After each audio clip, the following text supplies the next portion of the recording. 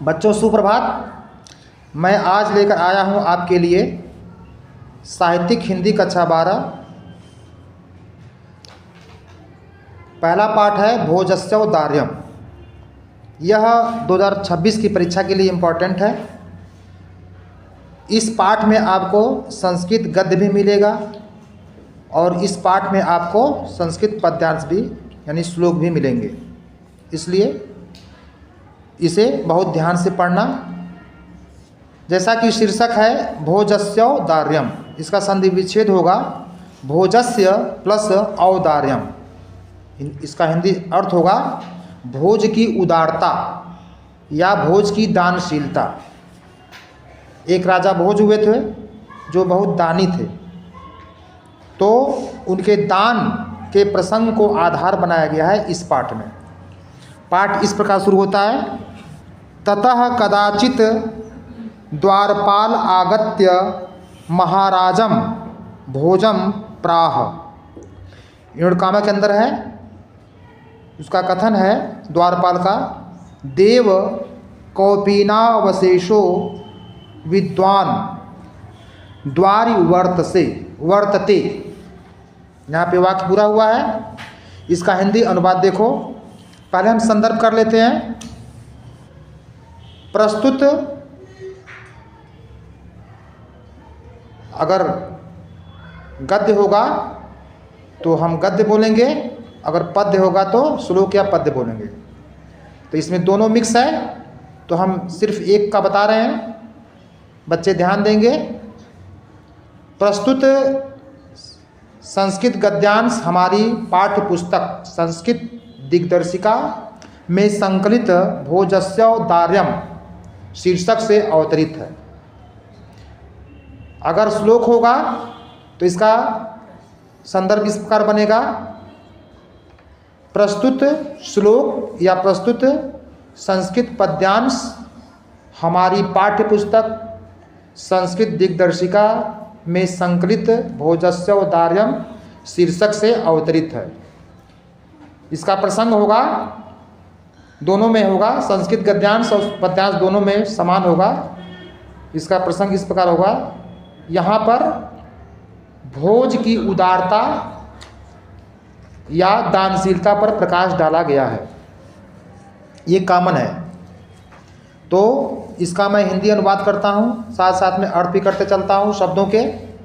ततः इसके पश्चात कदाचित कभी, कदा माने कब होता है, बोलते ना, ठीक है। कदा माने कब, कदाचित का अर्थ हो जाएगा कभी, ठीक है। तो इसके पश्चात कभी द्वारपाल आगत्य आकर महाराजम, महाराज भोजम, भोज को अर्थात भोज से प्राह माने कहा, मिला देते हैं। इसके पश्चात कभी द्वारपाल आकर महाराज भोज से कहा। क्या कहता है, देव कौपीनावशेषो, यानी कि हे देव, देव पर कामा लिखा हुआ है, यानी हे देव कौपीन अवशेषो अर्थात लंगोटी मात्र अवशेष है शरीर पर। विद्वान, एक विद्वान, द्वार पर वर्तते यानी है, यानी द्वार पर खड़ा है से क्या मतलब है, खड़ा है। हे देव, एक विद्वान जिसके शरीर पर मात्र लंगोटी ही अवशेष है, द्वार पर, दरवाजे पर खड़ा है। इति ऐसा उसने कहा, द्वारपाल ने राजा से कहा। कहता है राजा कहते हैं प्रवेश्य इति प्राह, प्रवेश्य अर्थात प्रवेश कराओ, ऐसा प्राह यानी राजा ने कहा। द्वारपाल से कहा कि उस व्यक्ति को, उस विद्वान को प्रवेश कराओ, मेरे पास लेकर आओ, उपस्थित कराओ। ततः प्रविष्टः सह कविः भोजमालुक्य अद्य में दारिद्र्यम नाशो भविष्यति इति, ठीक है। तो इसके पश्चात प्रविष्ट हुआ वह कवि, सह कवि, वह कवि, भोज्यमालोक्य अर्थात इसमें दो शब्द हैं, भोज्यम प्लस आलोक्य। भोज को देखकर अद्य में आज मेरी दारिद्र्य नाशो, आज मेरी दरिद्रता का नाश, भविष्यति इति, नाश हो जाएगा, इति ऐसा मत्वा, हम इस समय लिखवा रहे हैं तुम लोगों को ना, प्रत्यय जी सर, कत्वा प्रत्यय लगा है, ठीक है। तो मत्वा मानकर, तुष्टो संतुष्ट हुआ या संतुष्ट होकर हर्षाश्रूड़ी, अर्थात हर्ष के आंसू मुमोच गिरा दिए, अर्थात हर्ष के आंसू निकल गए। एक साथ मिला देते हैं इसको।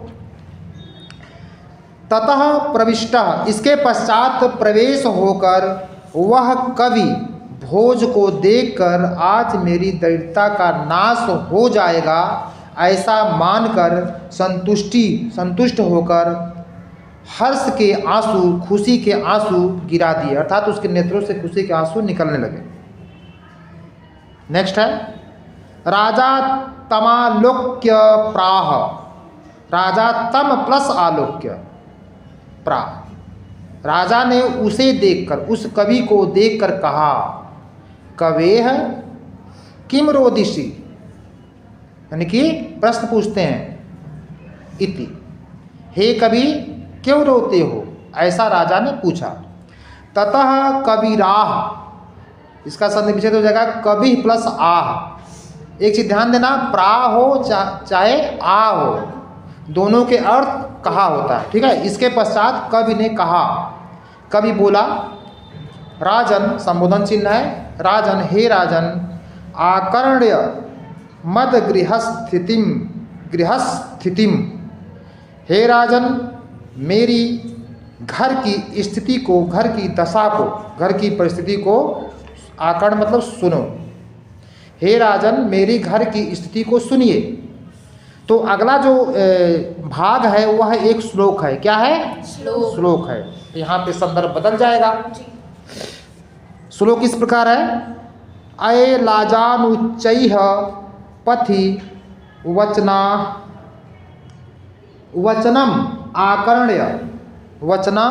आकर्ण्य गृहिणी शिशौ कर्णौ यत्नात् सुपिहितवती दीन वदना। नेक्स्ट है, इसी में श्लोक का आगे का हिस्सा है, मई क्षीणो पाए यद कृतम दृशा वस्त्रु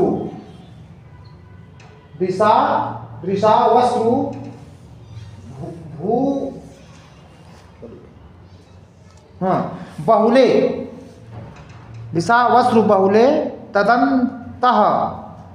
तदंतः शल्यम में त्वमसि पुनरुद्धर्तु मी मुचितः, अर्थात इसका अर्थ होगा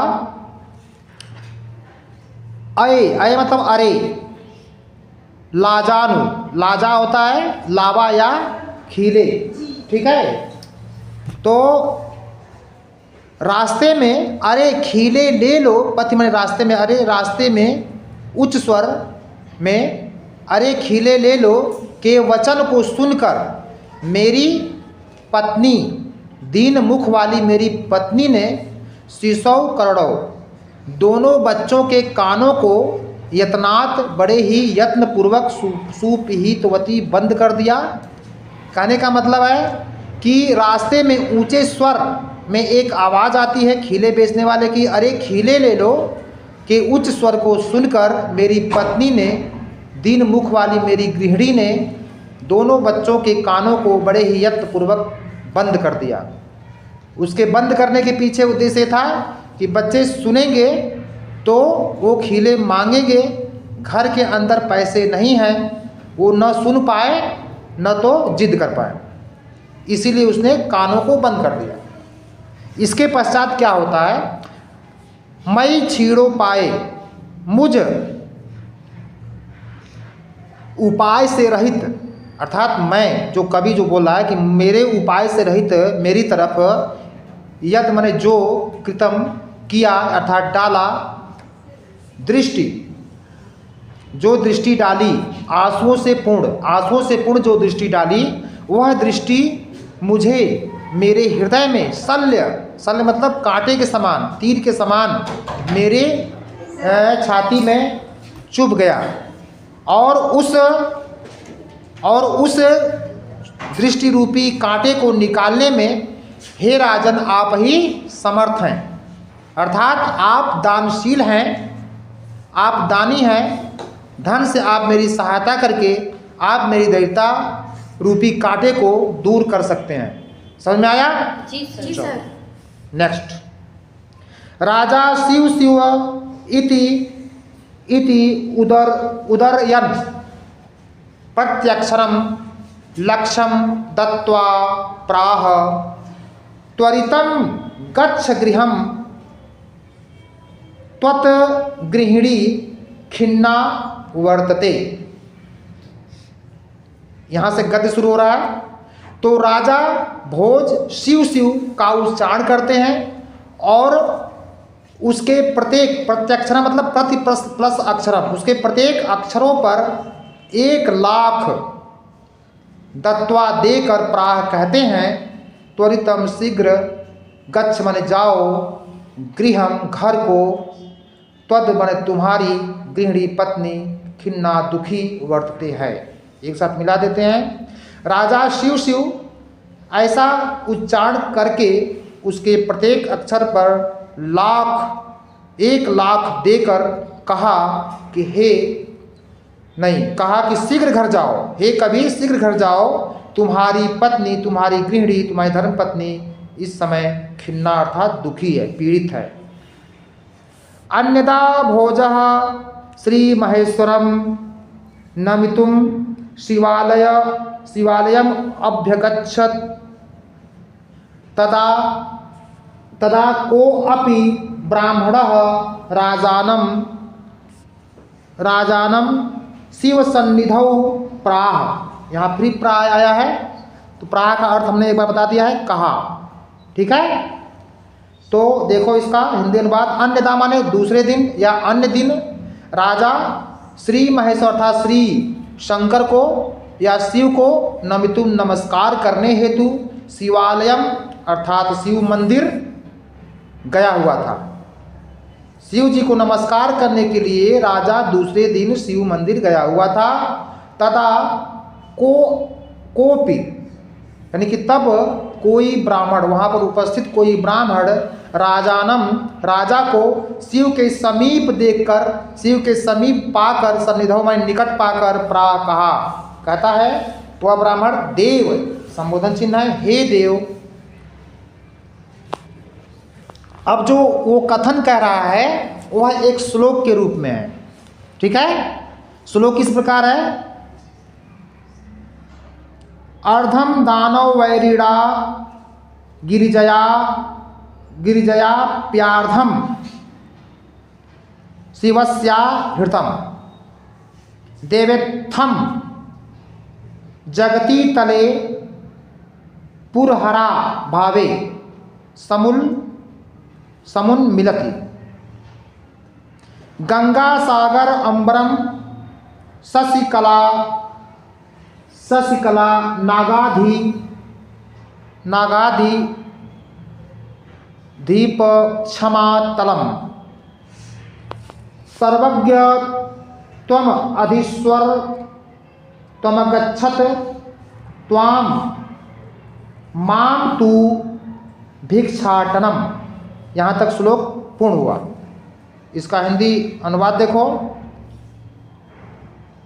आधा भाग शिव के शरीर का आधा भाग दानवों के शत्रु अर्थात विष्णु ने ले लिया और शिव का आधा भाग शिव की पत्नी गिरिजा अर्थात पार्वती ने ले लिया। ध्यान देना, शिव के शरीर का आधा भाग दानवों के शत्रु विष्णु ने ले लिया और शिव के शरीर का आधा भाग शिव की पत्नी पार्वती ने ले लिया।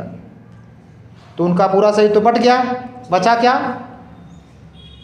तो क्या हुआ? देवेत्थलम जगती तले अर्थात इस संसार में, इस जगत में पूर्ण रूप से शिव का अभाव उपस्थित हो जाने के कारण, हे देव, इस संसार में, क्योंकि वो ब्राह्मण राजा भोज से कह रहा है कि हे देव, इस संसार में, इस धरती पर पूर्ण रूप से शिव जी का अभाव हो जाने के कारण उपस्थित हो गया, अभाव हो जाए, उनकी कमी महसूस होने लगी। तो शिव के जो गुण थे, जो अन्य जो कार्य थे, उनके जो हिस्से थे शरीर के, उसमें गंगा सागरम, अर्थात गंगा को धारण करने वाले गंगाधर कहलाते हैं शिव, तो गंगा सागर में चली गई, ठीक है। और उनके सिर पर चंद्रमा होने के कारण चंद्रशेखर कहलाते हैं शिव, तो चंद्रमा आकाश में चला गया, चंद्रमा की कलाएं आकाश में चली गई। और शिव के गले में नाग भी होता है, तो जो नगाधिपति हैं, जो नागों के सम्राट हैं, राजा हैं, जो नागों के स्वामी हैं, यानी कि शेषनाग, वे क्षमा तलम अर्थात धरती के सबसे निचले सतह पाताल में चले गए, ठीक है जी। सर्वज्ञ त्वम, आप, यानी कि जो शिव के अंदर जो सर्वज्ञता है और जो अधिश्वरता है, संसार के स्वामी है वो, तो वह सर्वज्ञता और शिव की अधिश्वरता वह आप में चली गई। हे राजन, तुम्हारे पास चली आई, और बचा मेरे हिस्से में क्या आया, माम तू भिक्षाटनम, और मेरे हिस्से में जो भिक्षा वृत्ति है, शिव भिक्षा भी मांगते हैं ना जी, तो उनका जो भिक्षा वृत्ति का जो गुण है वह मेरे पास आ गया, अर्थात मैं अत्यंत दरिद्र हूँ, मैं अपना जीवन भिक्षाटन के द्वारा करता हूँ, इसलिए आप मेरी दरिद्रता का नाश करो, ठीक है। तो इस पक्ति पर प्रसन्न हुए राजा भोज, तो राजा कहते हैं, राजा तुष्टः तस्मै प्रत्यक्षरम लक्ष्यम ददौ, ठीक है। तो राजा भोज संतुष्ट होकर उसके प्रत्येक अक्षरों पर 1 लाख दिया। क्या दिया होगा, मोहर दिया होगा ना जी, ठीक है। अन्यदा राजा समुपस्थिताम सीताम प्राह, अन्यदा अर्थात दूसरे दिन, अन्य दिन राजा उपस्थित पाकर सीता नामक कवित्री को, सीता नामक एक कवित्री हैं, उनसे कहा, अपने पास उपस्थित पाए और उनसे बोले, कहते हैं, देवी प्रभातम वर्णय, हे देवी प्रभात का वर्णन करो, आप प्रातः काल का वर्णन करो, इति ऐसा। तो सीता प्रा, तो वहाँ पर जो उपस्थित सीता कवित्री हैं, उन्होंने कहा, क्या कहा, ये जो कहा है कवित्री ने, यह भी श्लोक के रूप में है, ठीक है। तो देखो इसमें श्लोक बहुत सारे आ रहे हैं। विरल विरलाह स्थूलास्ताराह कलावीव सज्जनः सज्जनाः, बहुवचन है। मन इव मुनेह सर्वत्रैव प्रसन्न प्रसन्न प्रसन्नम अभुन्नभः अपसरति च ध्वान्तं चित्तासतामीव दुर्जनः व्रजति च निशा क्षिप्रम लक्ष्मीः अनुद्यमी नामीव। ये श्लोक है, इसका संदर्भ श्लोक के रूप में होगा, ठीक है। इसका हिंदी अनुवाद देखो। कवित्री सीता प्रभात काल का वर्णन करते हुए कहती हैं कि कलावीव, कलावीव कहते हैं अर्थात कलयुग के समान, ठीक है। कलयुग के समान जिस प्रकार सज्जन कम होते हैं अर्थात अल्प होते हैं, उसी प्रकार से आकाश में कुछ छोटे इधर उधर दूर दूर कुछ छोटे मोटे तारे दिखाई दे रहे हैं, क्योंकि सूर्य जब उदित होगा तो रात्रि में चमकने वाले तारे, उनका प्रकाश मंद होगा, लेकिन जब संध्या काल होता है, उषा काल होता है, जब दिन और रात्रि का मिलन बिंदु होता है, उसे संध्या काल कहते हैं, उषा काल कहते हैं। तो उस समय कुछ कुछ तारे दिखाई देते हैं, सभी तो नहीं, कुछ कुछ, ठीक है। तो जिस प्रकार से कलयुग में कुछ कुछ कम कम सज्जन दिखाई देते हैं, उसी प्रकार से आकाश में कुछ दूर दूर छोटे मोटे तारे दिखाई दे रहे हैं। मन इव मुनेह, जिस प्रकार से मुनि का मन प्रसन्न होता है ना, मन इव मुनेह सर्वत्र प्रसन्न, अर्थात जिस प्रकार से मुनि का मन प्रसन्न होता है, निर्मल होता है, किसी के प्रति छल कपट का भाव नहीं होता है, उसी प्रकार से जो आकाश है वो अभी निर्मल दिखाई दे रहा है, अर्थात साफ दिखाई दे रहा है सूर्य के प्रकाश का। अपसरति च ध्वांतम चित्तासतामीव दुर्जन, जिस प्रकार से सज्जनों के हृदय से, दुर्जन में दुष्ट व्यक्ति, जो अविनीत व्यक्ति हैं, दूर होते जाते हैं शीघ्रता से, उसी प्रकार से जो अंधकार है, रात्रि का जो अंधकार है वह भी दूर होता जा रहा है, वह भाग रहा है। ठीक है। ब्रजति च निशा क्षिप्रम लक्ष्मी ही अनुद्यम, अर्थात जो अनुद्यमी हैं, जो आलसी हैं, जो उद्यम नहीं करते, परिश्रम नहीं करते, उनकी लक्ष्मी की भांति, उनके धन की भांति जो रात्रि है बड़ी ही शीघ्रता से भागी जा रही है, यानी कम होती, दूर होती जा रही है। जैसे अगर कोई धनोपार्जन नहीं करेगा, आलसी व्यक्ति केवल बैठकर खाएगा, तो उसका धन कितना दिन चलेगा, उसका धन तो खत्म होगा ही जी। तो जिस प्रकार से आलसी व्यक्ति, अनुद्यमी व्यक्ति की लक्ष्मी, धन तेजी से समाप्त होता जाता है, उसी प्रकार से रात्रि भी शीघ्रता से समाप्त हो रही, दूर भागी जा रही है। राजा तस्य लक्ष्यम दत्वा कालिदासम प्राह, राजा यानी राजा भोज ने उसे भी लक्ष्यम यानी 1 लाख दत्वा देकर कालिदास से कहा। कालिदास कवि हैं संस्कृत के ना जी। देखो कहते हैं, सखे त्वमपि त्वम प्लसपि, हे मित्र तुम भी प्रभातम वर्णय, तुम भी प्रभात का वर्णन करो, इति ऐसा राजा ने कहा। ततः कालिदास, इसके पश्चात कालिदास ने प्राह मतलब कहा, बोला, इसके पश्चात कालिदास ने बोला, कालिदास ने कहा।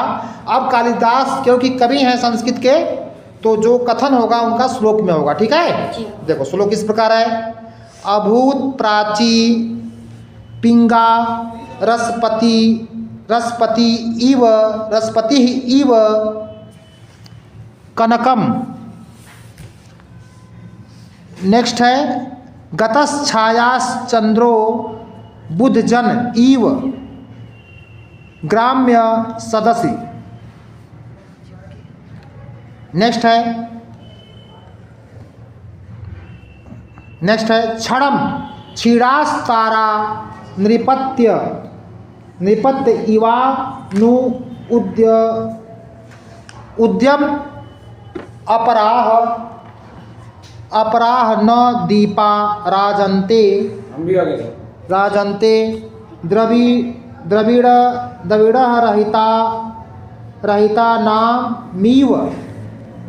रहिता नामीव गुणाह। ये श्लोक पूरा हुआ। इसका देख लो हिंदी अनुवाद अर्थ। अभूत माने हो गई है, प्राची माने पूर्व दिशा, पिंगा माने पीली, रसपति इव अर्थात पारे की भांति, प्राप्त करके, कनकम अर्थात सूर्य जब उदित होता है पूर्व दिशा से तो वह दिशा लालिमा युक्त होती है, पीली होती है, रंगीन होती है। ठीक है। तो पूर्व दिशा कनक सुनहले रोशनी को पा करके, कनक को प्राप्त करके पारे की भांति पीली हो गई है, पारे की भांति पीली हो गई। गतश्छाया चंद्रो बुधजन इव सदस्य ग्राम्य सदस्य। जिस प्रकार से गंवारों की सभा, मूर्खों की सभा में जो विद्वान होता है वह क्षीण हो जाता है, अर्थात शोभा प्राप्त नहीं करता है, उसी प्रकार से सूर्य का प्रकाश उपस्थित हो जाने के कारण चंद्रमा की जो प्रकाश है वो अभी मंद पड़ गया, उसकी छवि मंद पड़ गई है। क्षणम क्षीरास तारा, क्षण में तारों का प्रकाश क्षीण हो रहा है। जिस प्रकार से राजा अनुद्यमी राजा जो होते हैं, इनके पास कोई कार्य जब नहीं होता है, उस समय तारों का प्रकाश यानी कि सूर्य की उपस्थिति कारण हर क्षण क्षीण होता जा रहा है। न दीपा राजन्ते, और दीपक भी सूर्य के प्रकाश में सुशोभित नहीं होते हैं। जिस प्रकार से गुण से हीन व्यक्ति अर्थात निर्धन व्यक्ति सुशोभित नहीं होते हैं, उसी प्रकार से जो दीपक हैं प्रातःकाल के, जो दीपक जल रहे हैं वे भी सुशोभित नहीं हो रहे हैं, अर्थात उनका प्रकाश भी मंद पड़ गया है।